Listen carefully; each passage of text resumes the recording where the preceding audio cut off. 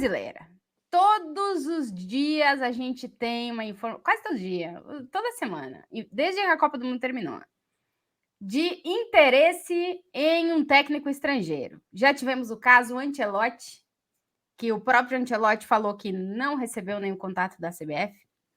Tivemos, e que a ideia dele é cumprir o contrato com o Real Madrid, que vai até 2024, que se o clube quiser ele vai ficando, porque ele não vai ser do Real Madrid. Xavi, no seu momento lá atrás, também teve esse contato com o CBF e tal. Zidane, que, segundo o L'Equipe, teria recusado também, e que levantou toda essa polêmica envolvendo Zidane, Federação Francesa, Mbappé, Real Madrid entrou na defesa do Zidane, e tá essa confusão lá na França. E José Mourinho, que é um nome que está aparecendo muito e que, segundo a Sky Sports, também já teria recusado a seleção brasileira. Teve o Guardiola também, né? Teve o Guardiola, que é eterno namoro. Esse sim vem de longa data. Hoje a gente teve a apresentação do Roberto Martínez, oficializado na seleção de Portugal. Então é um cara que deixou a Bélgica e assumiu a seleção de Portugal. Todos esses... Restou alguém, caso a CBF ainda queira que o próximo técnico da seleção brasileira seja um estrangeiro? Restou alguém no mercado? Porque tudo que a gente tem de informação, nada é confirmado. Tirando o Ancelotti, que realmente falou na coletiva que a CBF não procurou ele, que a ideia dele é seguir no Real Madrid, os outros a gente tem informações de jornais. Não é o Zidane falando, não é o Mourinho falando. O Xavi, mas o Xavi também tá no Barcelona, né? Então... Tem contrato até quando? O Xavi confirmou que ele tinha sido chamado para ser auxiliar do Tite e depois assumir a seleção, né? Então, já tem algum tempo que a CBF busca esse perfil, que é simplesmente estrangeiro, né? Porque se você vai de Guardiola, é meio que uma paleta de cores, sabe? Você vai descendo assim de Guardiola, Xavi, Zidane, Ancelotti, Mourinho. Entre os que mais querem a bola para os que menos querem a bola, essa paleta de cores, sabe? Assim, é um pouco assim. Não tem nenhum sentido. Parece que o critério é ser estrangeiro. O critério não é queremos jogar futebol assim, pensamos futebol dessa forma, temos jogadores dessa forma e esse técnico se adapta. Não. Nesse momento, com essas informações, o critério é queremos um estrangeiro famoso. Uhum. O que quem está no mercado é Tuchel, Luiz Henrique, Pochettino.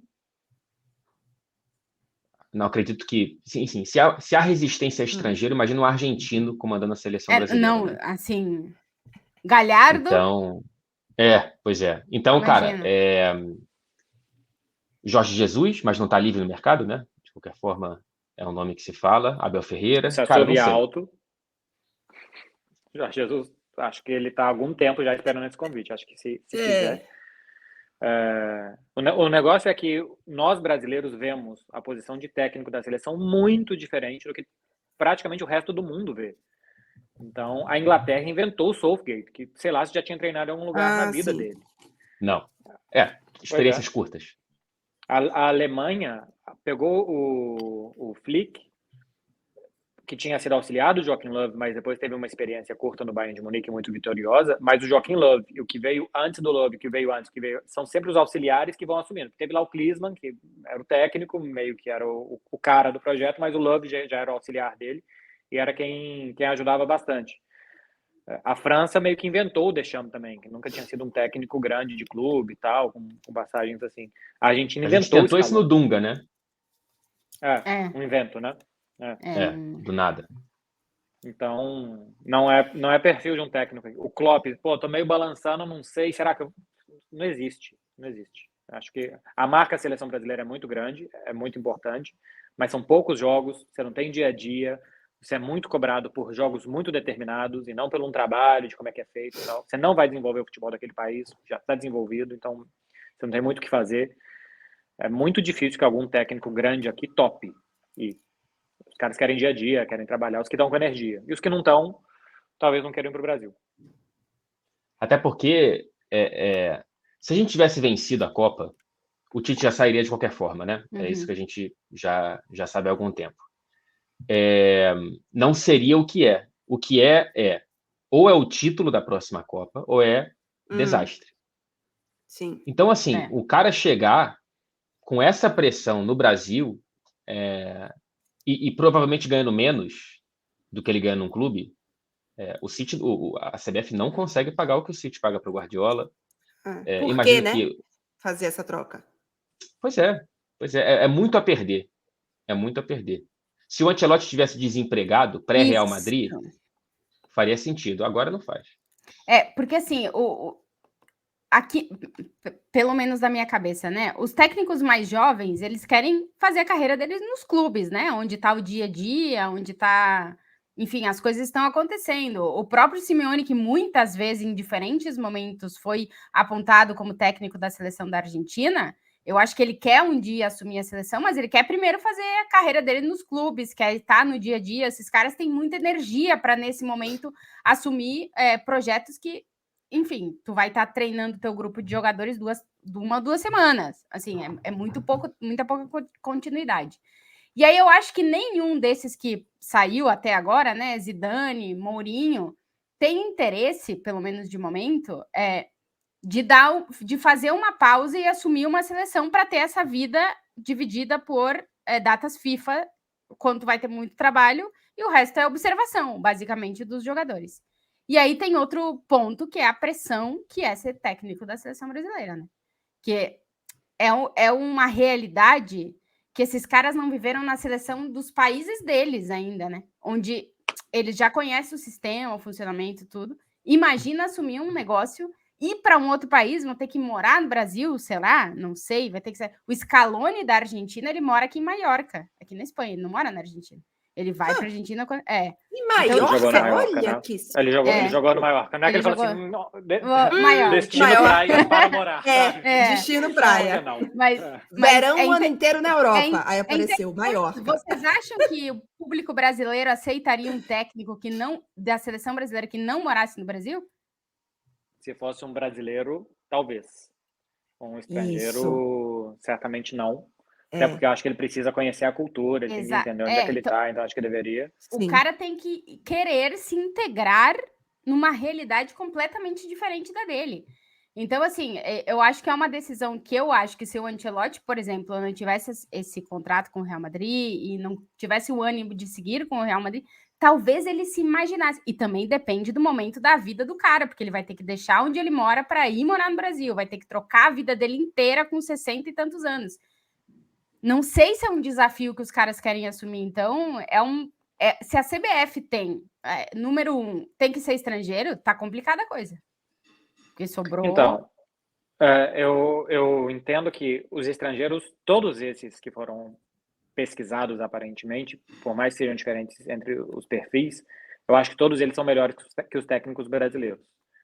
Os técnicos brasileiros, eles são inconsistentes para mim, porque hoje eles fazem um grande trabalho, amanhã não, e depois de amanhã não, aí depois sim, aí são poucos os técnicos que, se o time jogar hoje de vermelho e amanhã de amarelo, você vai saber que é o mesmo time, porque cada um é uma coisa.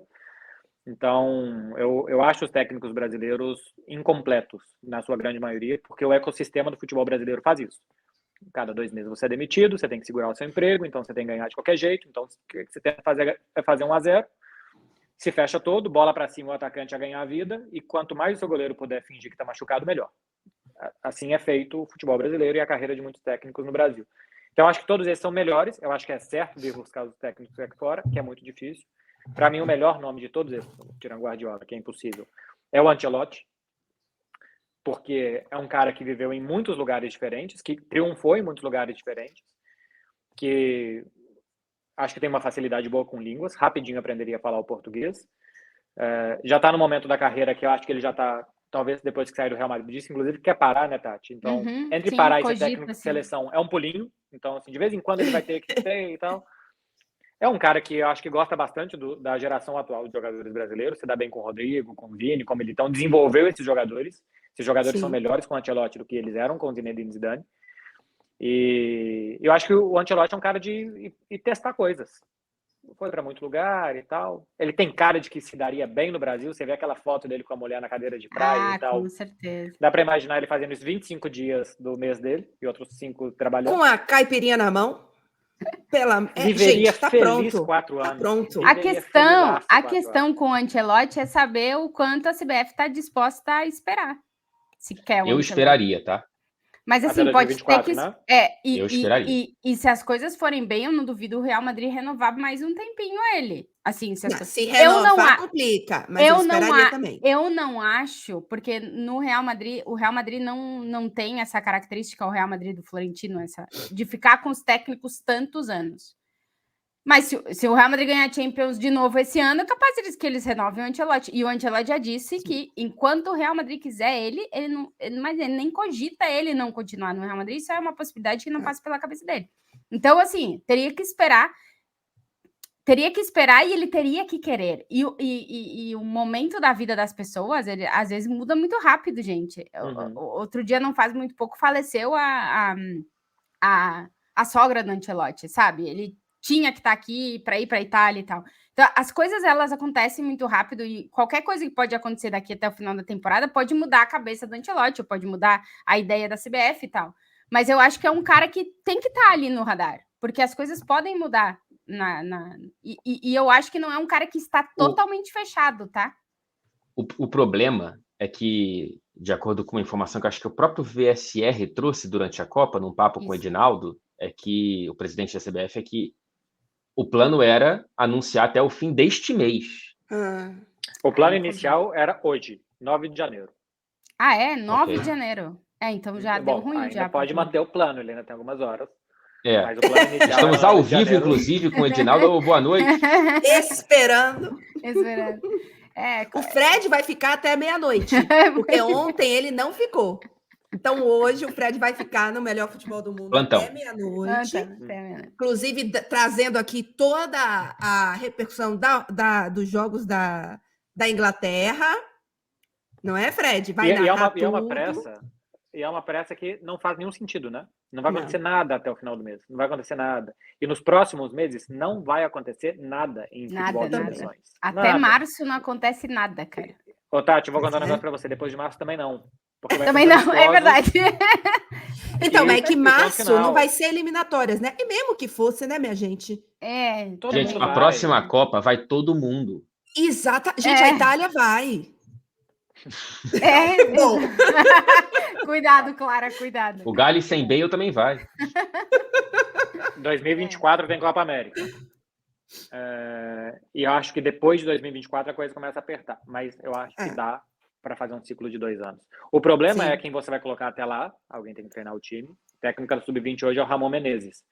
Não sei se o Ramon Menezes vai levando um e outro e tal. Na primeira derrota vão falar que não, que tem que sair.